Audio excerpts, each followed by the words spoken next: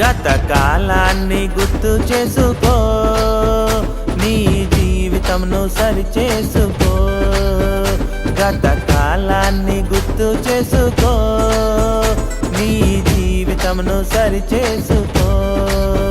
నిన్ను ఆదుకున్న ప్రభువుకు స్తోత్రం చెల్లించి, నిన్ను ఆదుకున్న ప్రభువుకు స్తోత్రం చెల్లించి, నీ విశ్వాసమును కృతజ్ఞతగా నిలుపుని, విశ్వాసమును కృతజ్ఞతగా నిలుపు.